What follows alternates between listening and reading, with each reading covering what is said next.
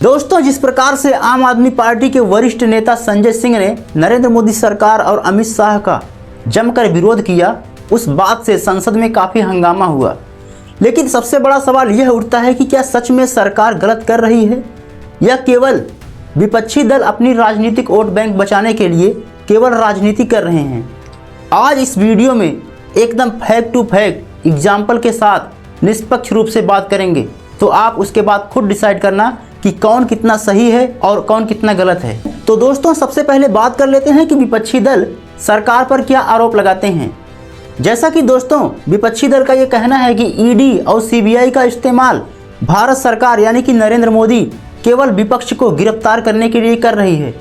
आपको पता भी होगा कि दिल्ली के पूर्व मुख्यमंत्री रह चुके अरविंद केजरीवाल पर भ्रष्टाचार और मनी लॉन्ड्रिंग का केस दर्ज करके उनको गिरफ्तार कर लिया गया था।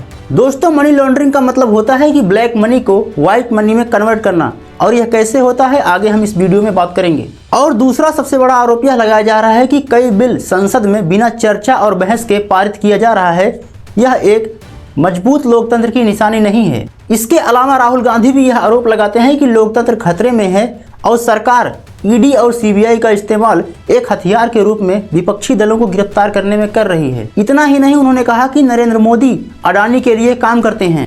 तो आइए बात कर लेते हैं कि आखिर भारत सरकार का यानी कि नरेंद्र मोदी का क्या कहना है। दोस्तों, सरकार का कहना है कि ईडी और सीबीआई एक स्वतंत्र जांच एजेंसियां हैं और यह सभी जांच कोर्ट की निगरानी में होता है और सभी के लिए कानून बराबर है। अब आते हैं राहुल गांधी के उस बयान पर जिसने देश की पूरी राजनीति को हिला दिया था।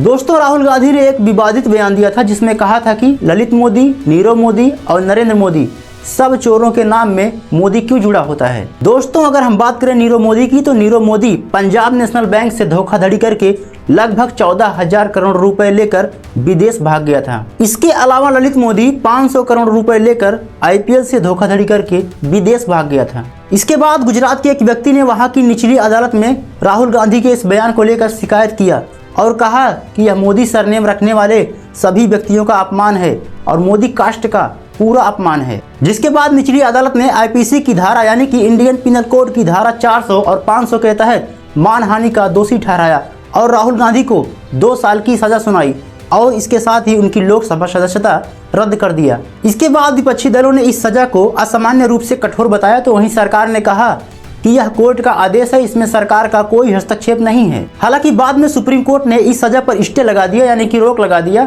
और राहुल गांधी की सदस्यता दोबारा वापस लौटा दी और राहुल गांधी को यह फटकार लगाया कि यह बयान काफी अपमानजनक था।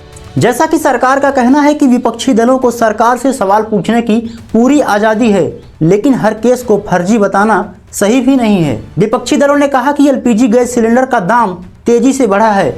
यह आंकड़ा इसी बात से लगा सकते हैं आप कि 2019 में यह लगभग गैस सिलेंडर 700 रुपये का था और 2024-25 में यह बढ़कर 900 रुपये से ज़्यादा हो गया है। इसके अलावा एसएससी की परीक्षाओं में जो धांधली हुई है, सरकार उन पर कार्रवाई क्यों नहीं कर रही है, उन पर संसद में बहस क्यों नहीं हो रही है। तो वहीं सरकार का कहना है कि वैश्विक महंगाई यानी कि ग्लोबल महंगाई के कारण गैस और तेल के दाम में तेजी से बढ़ोतरी हुई है। इसके अलावा सरकार ने कहा कि हम गरीबों को मुफ्त में राशन देते हैं। इसके साथ ही हमने नेशनल हाईवे और एक्सप्रेस हाईवे का निर्माण करवाया है।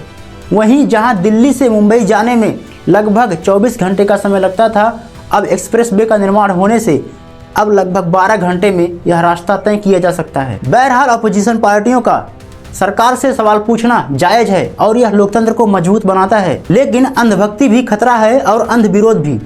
बाकी आपका इसके बारे में क्या राय है, कमेंट में जरूर बताएं। मिलते हैं अगली वीडियो में, तब तक के लिए जय हिंद, जय भारत।